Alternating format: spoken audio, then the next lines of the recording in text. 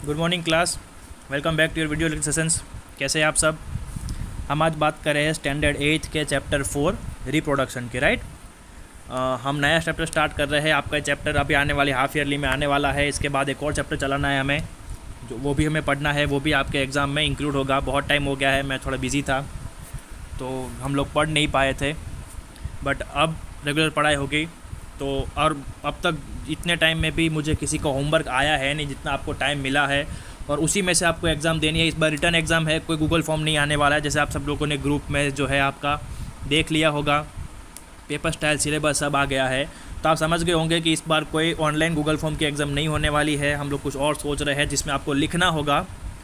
तो आप जो होमवर्क नहीं कर रहे हो उसी में से क्वेश्चंस आएंगे, क्योंकि जो रोज़ होमवर्क मिलता है उसमें बड़े क्वेश्चंस, छोटे क्वेश्चन सब कुछ होता है, और उसी में से हम लोग एग्ज़ाम लेने वाले हैं। तो अभी भी आपके पास 15-20 दिन का टाइम है। होमवर्क कर दीजिए सारा का सारा और मुझे भेज दीजिए PDF बनाकर। बहुत सारे बच्चे पिक्स भेज रहे हैं, तो मैं उनको बता दूं कि बेटा आप लोगों को PDF बनाकर भेजना है, पिक्स नहीं भेजना है, क्योंकि पिक्स जो है वो गैलरी में बहुत सारे मिक्स हो जाते हैं अलग अलग बच्चों के डाउनलोड होने के बाद, तो पता नहीं रहता है कि कौन सा बच्चे का कौन सा होमवर्क आया है।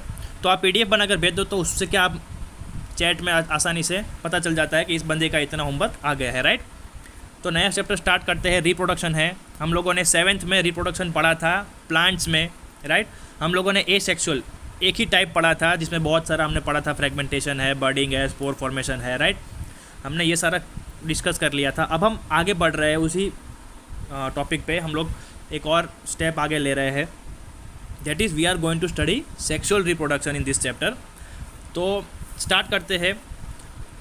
आपको इंट्रोडक्शन पहली 4 लाइन दी हुई। आपको पता है कि हायर ऑर्गेनिजम्स जो होते हैं, प्लांट्स और एनिमल्स, उसमें 2 तरह की सेक्सुअल रिप्रोडक्शन होता है। पहले तो रिप्रोडक्शन का मतलब क्या होता है? तो रिप्रोडक्शन का मतलब होता है कि लिविंग बींग्स जो है वो अपने आप को डिवाइड करते हैं या फिर अपने जैसी और कॉपीज बनाते हैं, right. That is called reproduction. अपने आप जैसे ऑफस्प्रिंग्स को पैदा करना या फिर बनाना, that process is called reproduction, right. ये हमने 6th-7th में पढ़ लिया है। अब हम बात करते हैं कि अलग अलग प्लांट्स एनिमल्स में कौन से टाइप से रिप्रोडक्शन रहता है। तो एसेक्सुअल रिप्रोडक्शन और सेक्सुअल रिप्रोडक्शन 2 टाइप्स होते हैं। एसेक्सुअल वो होता है जहाँ पर 2 फीमेल और मेल बॉडीज़ कांटेक्ट में नहीं आते हैं, दैट हैपेंस एसेक्सुअली, राइट। और सेक्सुअल रिप्रोडक्शन में क्या होता है, यहाँ पर लिखा है पहली 4थी लाइन में, that in sexual reproduction on the other hand 2 individuals, a male and a female are required, right. आपको सेक्सुअल रिप्रोडक्शन करने के लिए एक मेल और एक फीमेल की ज़रूरत रहती है। तो उसको डीप में देख लेते हैं कि एनिमल्स में कैसे रहता है सेक्सुअल रिप्रोडक्शन। हम ह्यूमन बींग्स भी किस में आते हैं? एनिमल्स में आते हैं। We are called social animals, right. तो sexual reproduction involves the fusion of male reproductive cell with a female reproductive cell to produce a single cell called the zygote. क्या लिखा है फर्स्ट तो सेकंड लाइन में sexual reproduction in animals के, कि जब आपको सेक्सुअल रिप्रोडक्शन करना है तो आपको क्या करना पड़ेगा? फ्यूजन। फ्यूजन मतलब कि 2 चीज़ें मिक्स करनी होगी, और वो 2 चीज़ें कौन सी होगी? तो एक मेल रिप्रोडक्टिव सेल जो पहली लाइन में लिखा है, और दूसरा है फीमेल रिप्रोडक्टिव सेल। अब जब वो अलग अलग मेल और फीमेल मिक्स होंगे तो वो फ्यूज़न होगा क्या? ज़ाइगोट। ZYGOTE जो आपको पिंक लाइन में दिखा है, जो छोटा सा जो फ्यूज़न होगा फीमेल बॉडी के अंदर, उसे क्या बोला जाएगा? ज़ाइगोट बोला जाएगा, राइट।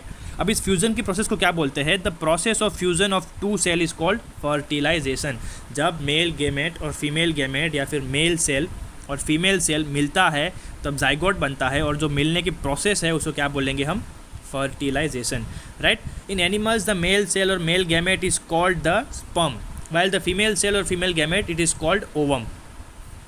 मेल का जो सेल होता है जो ज़ाइगोट बनाने में हेल्प करता है उसका नाम है स्पर्म, और फीमेल का जो गैमेट होता है जो ज़ाइगोट बनाने में हेल्प करता है दैट इज़ कॉल्ड ओवम। अब ओवम जो है वो प्लूरल, ओवम जो है वो सिंगुलर है, और प्लूरल के लिए क्या है? ओवा।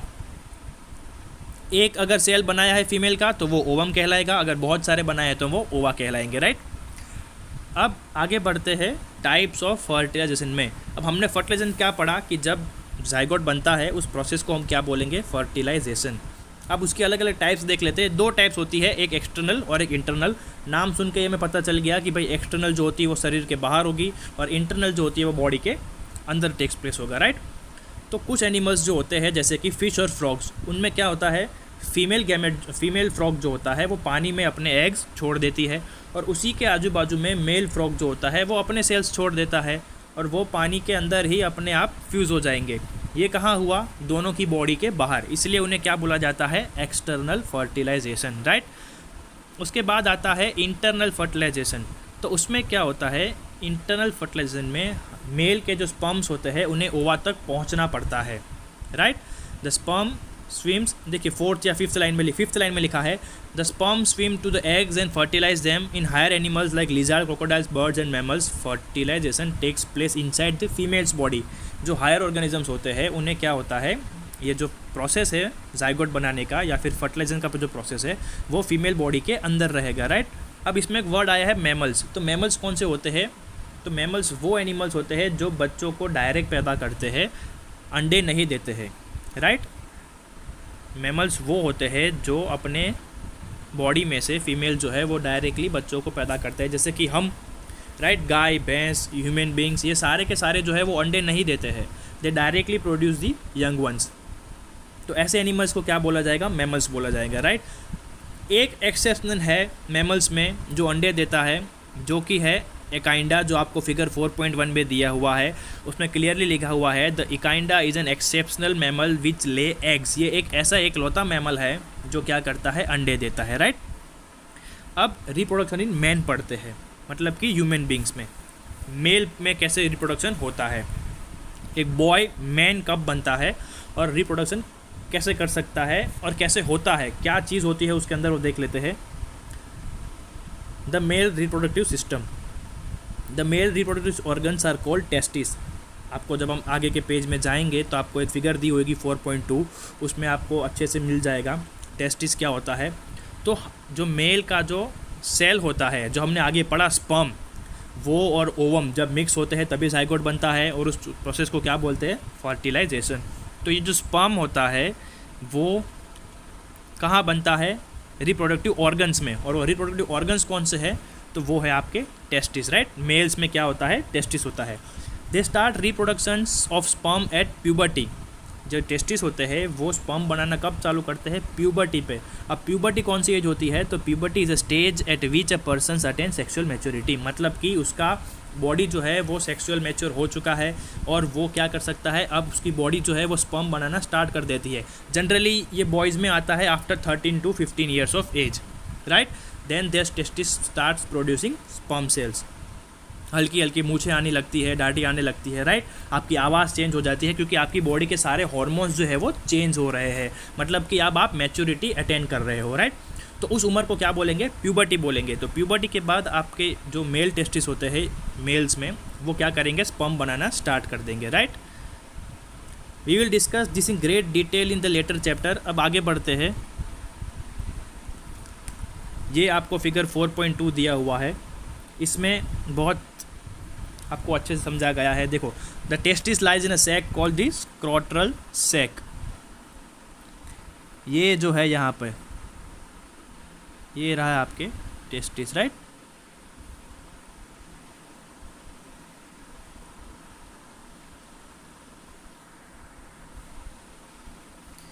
ये जो टेस्टिस है ये रहा।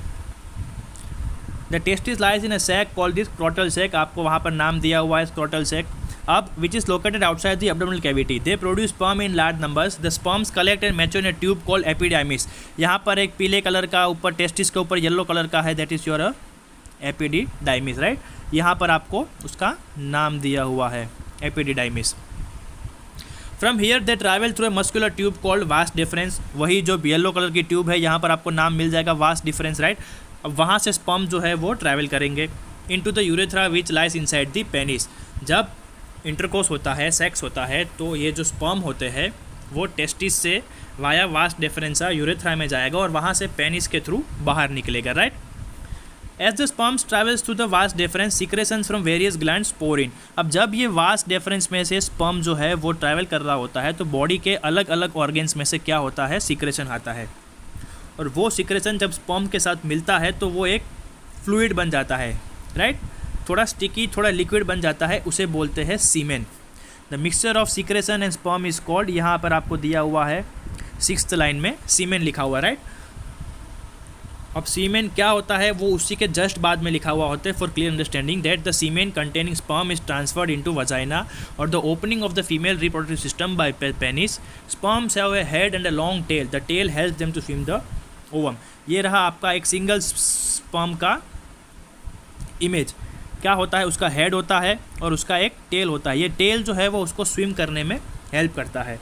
तो जब पेनिस जो होता है ह्यूमन बीइंग मेल का, जो उसका रिप्रोडक्टिव ऑर्गन है, वो जब वजाइना के अंदर स्पर्म छोड़ता है तो ये जो है ये इस तरह का फिगर रहता है उसका स्पर्म का, और ये जो टेल है वो उसको क्या करती है, स्विम करने में हेल्प करती है, राइट।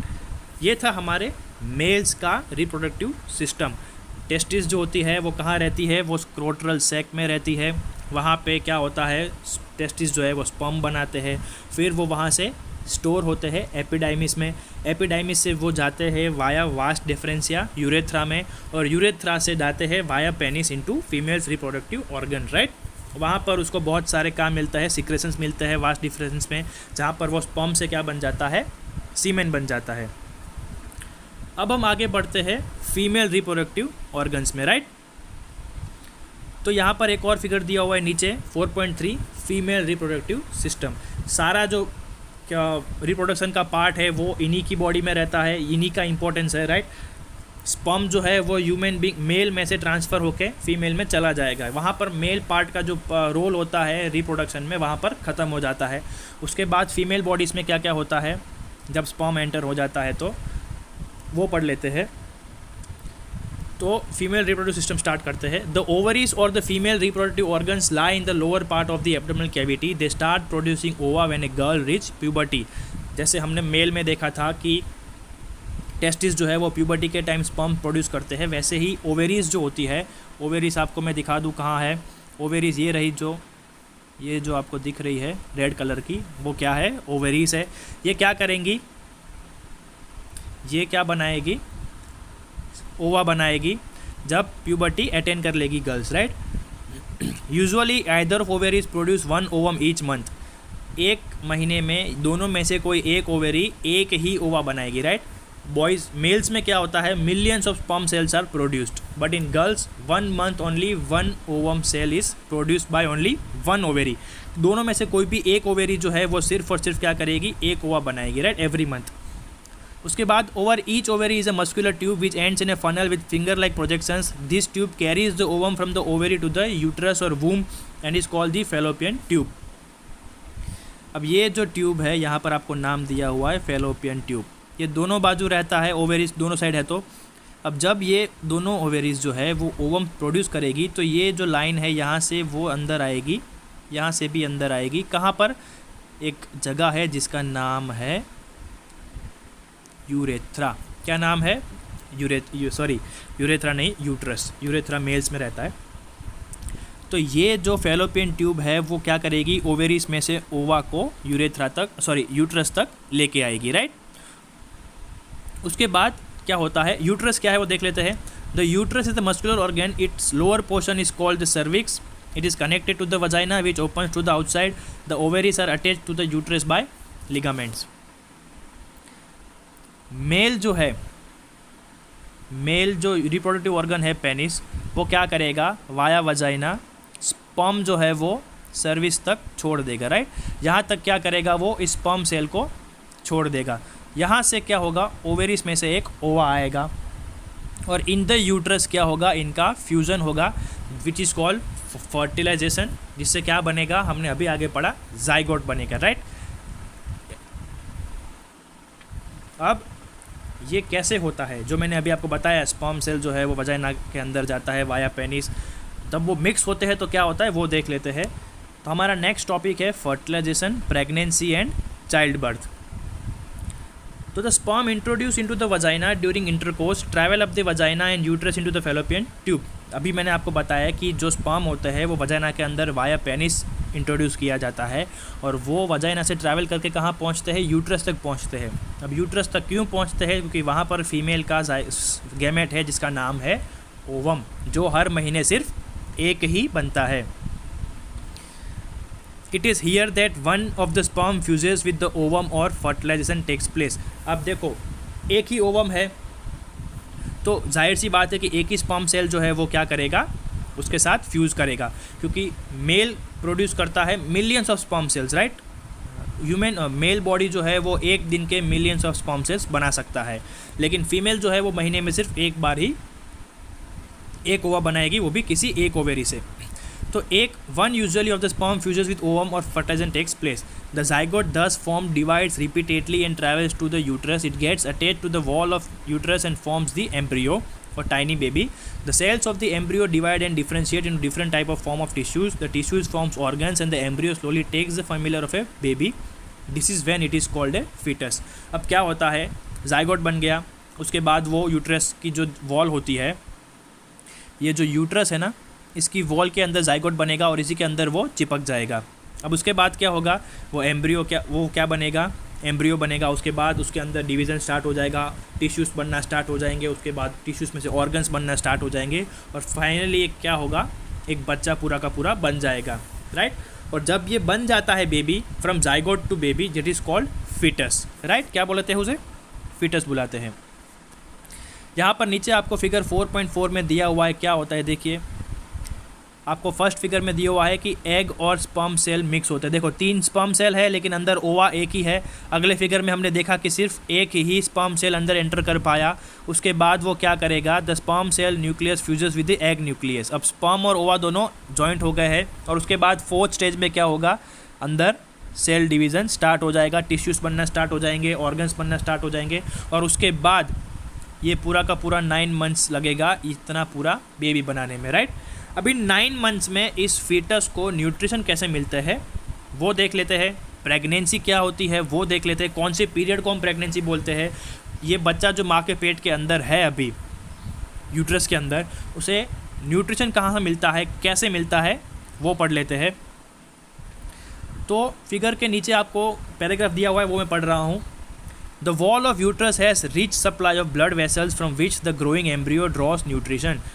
ये जो यूट्रस की दीवार है उसके आजू बाजू ब्लड वेसल्स का अच्छा सप्लाई होता है। ब्लड वेसल्स मतलब आपको पता है वेन्स, आर्टरीज और वो सब, राइट, जो ब्लड को ट्रांसपोर्ट करती है पूरी बॉडी में, ये हमने 7th में पढ़ लिया है।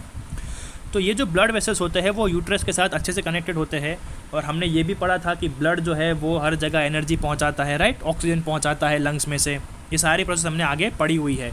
तो यूट्रस में भी जो ब्लड वेसल्स है वो बच्चे को क्या देगा, एनर्जी देगा, ऑक्सीजन देगा। Nutrients and oxygen passes into the embryo through a structure called the placenta.